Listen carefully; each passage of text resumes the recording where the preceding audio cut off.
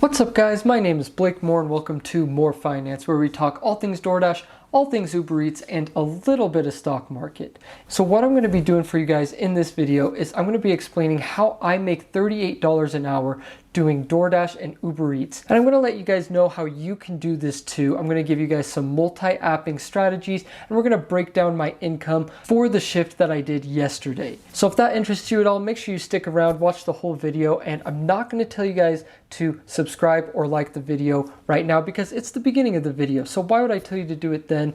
Watch the whole video, and then at the end you can judge me and like the video if you want and subscribe if you feel like I gave you information and I was enjoyable to watch. So with that said, I say we get right into the video. So first off, I'm going to take you guys into the Dasher app with me, and we're going to go over how much I made doing DoorDash for 7 hours yesterday, and then we're going to go into Uber Eats and combine the two and just see what I did overall. So we have it right here. It shows that I went just over 7 hours for the day. I did 21 deliveries for DoorDash, and you can see the orders I have right here. They were all fairly good. Like, I did not accept a single bad order. These orders were just coming at me the whole day. Like, they were all really good. Okay, and so I made $181.50 in 7 hours. And if you take that just as a DoorDash driver, 181.5 divided by 7. Okay, so I made about $26 an hour just doing DoorDash. That's really good. That's an amazing shift for DoorDash.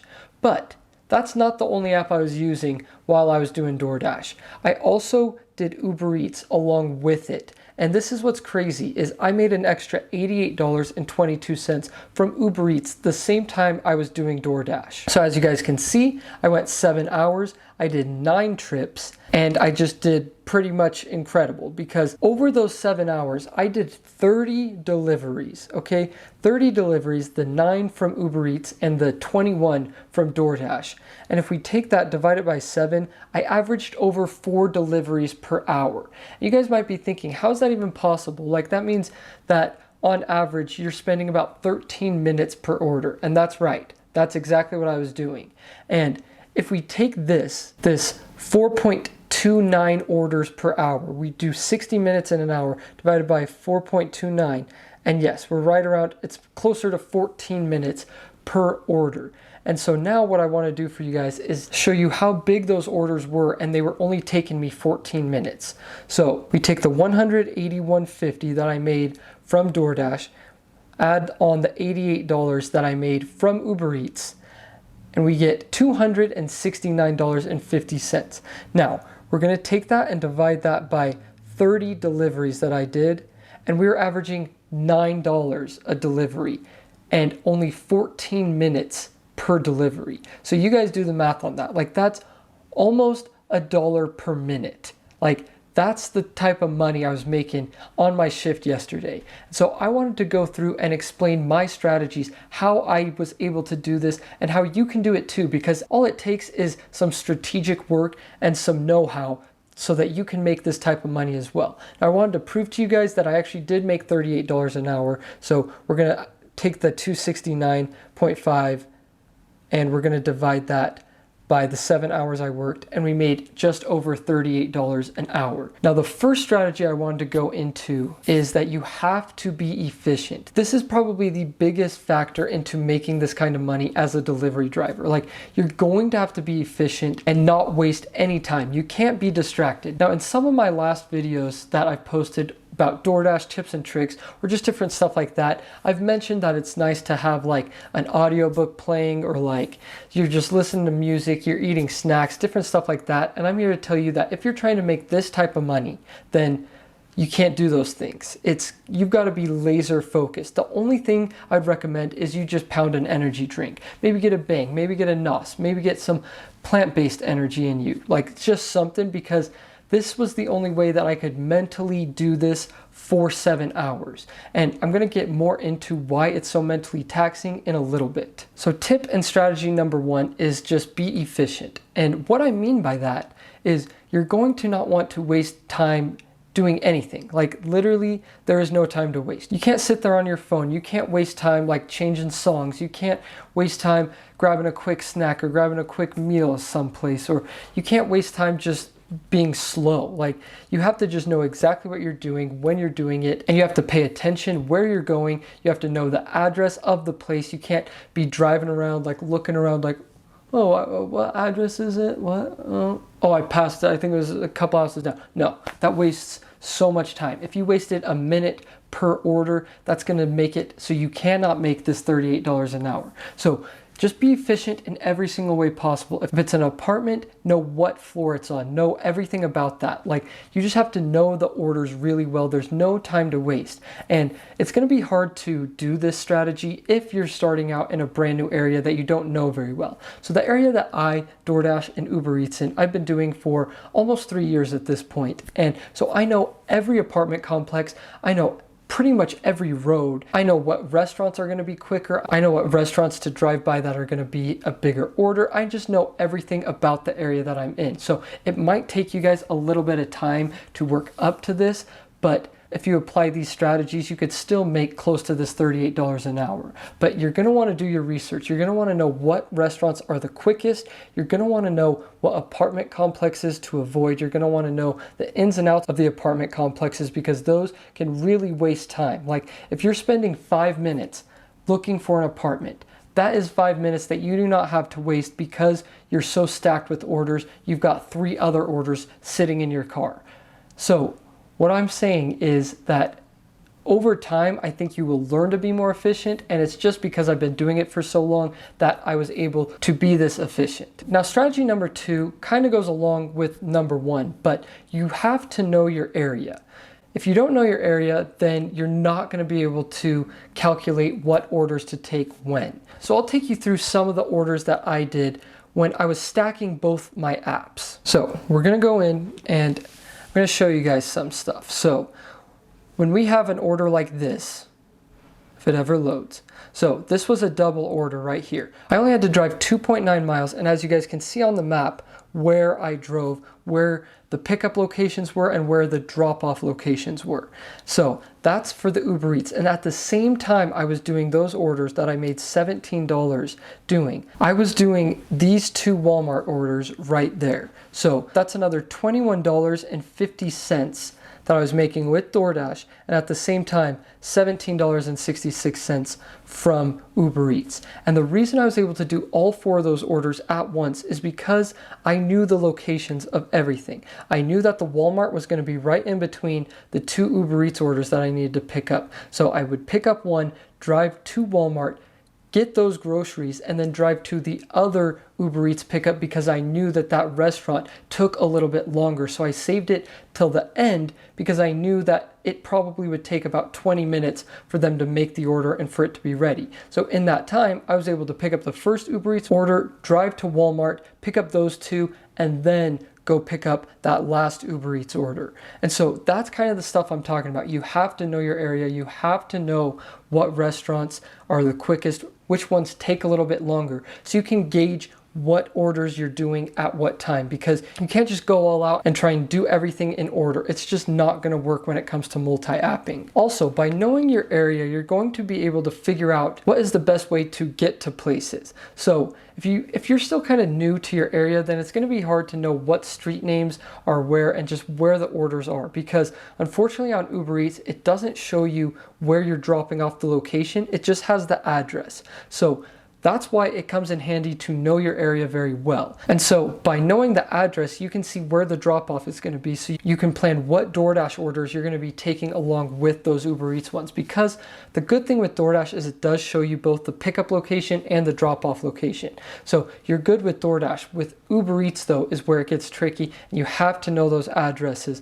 Otherwise, you could be driving 20 minutes in between orders, and it's just not going to be worth it to multi-app. You might as well just do one or the other. other because you're going to be driving all over the place and it's just not going to be worth it. Now, the next strategy I want to go into is something that has to do with the miles you're putting on your car and the gas that you're spending. So with multi-apping, it can be tricky to find clusters of orders that are right around the same area. Sometimes you end up driving all over the place, like I just talked about. That's not what you want to do. You want to focus on getting orders that are in the same location. The drop-off locations are on the way to each other and it just works out real nice. So I wanted to go into how many miles I actually put on my car during the time I made this $269. Okay, so I wanted to take you in and show you guys how many miles I actually drove making this $269. So we go into the Gridwise app right here and it shows that I drove 174.8 miles. So we're going to do the math on that as well. 269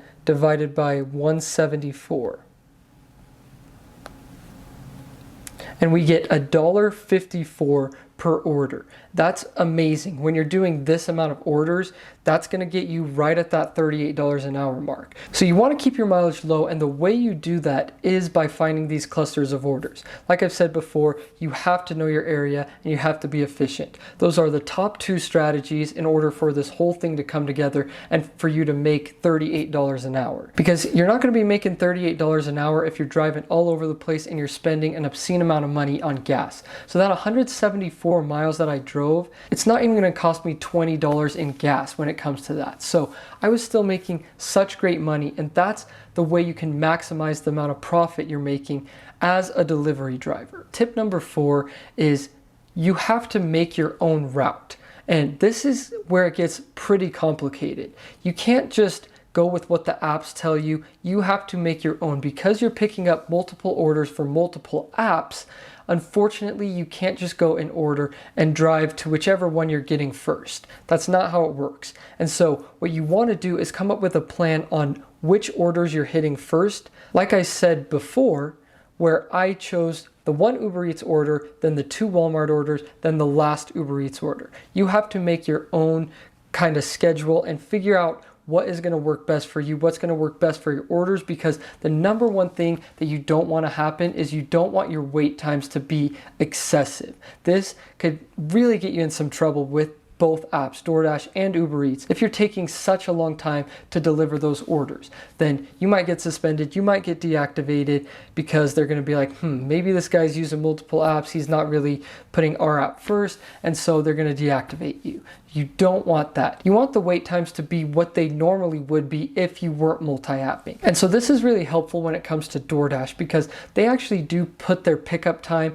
and their deliver time. And so you can kind of gauge what you're doing off of that. That was a strategy I used yesterday and it really helped me out. Because you're having to make your own plan of where you're driving, then having those pickup times and those delivery times are really going to help you to know which orders to put first and which orders to put last. Now, the last tip that I have for you guys, tip number 5, is make sure you can actually handle this. You don't want to get over your head and be having all these orders coming at you and then you just don't know what to do and you end up screwing over the customers because of that. That's a good way to get yourself deactivated, and it's a good way to make less money than what you would just doing one app. Like, this could easily happen where you get overwhelmed with orders and you aren't sure where to go and you're driving places that are not the most efficient. And so you end up spending way too long doing these orders. Then the customers are getting mad, they're complaining about you, and you're not making that good of money. So my best advice to you guys would just be to make sure you can handle it. Don't accept too many orders. Don't overwhelm yourself. I know at one point yesterday, I had 4 orders in my car and it was getting pretty stressful because once you're dropping off one, then you're getting orders for more. And like during some hours, I was doing 5 to 6 deliveries per hour and that can get overwhelming. So just start off small, practice, and start off with maybe doing 3 to 4 orders an hour. See how you handle it. Maybe just do 1 order for each. Do 1 DoorDash, 1 Uber Eats at the same time. See how you manage it. Because yesterday when I was doing it, I was doing 2 Uber Eats, 2 DoorDashes at the same time. And let me tell you, it takes practice. So make sure you start off small. Don't get too over your head right off the bat because that could lead to some very bad things and some bad ratings for you. And we don't want that. We don't want you guys to get suspended. We don't want you guys to get deactivated. I know for myself, I just barely got reactivated, so I know how terrible it is to be deactivated. So just don't do too much at the start. Practice these strategies, and I promise eventually you can make that $38 an hour, because just a month ago, I was only making $17 an hour just doing DoorDash, and I was really only making about $22 an hour doing Uber Eats. So by combining these two and using these strategies, I know that pretty much in any market, you should be able to make right around $38 an hour.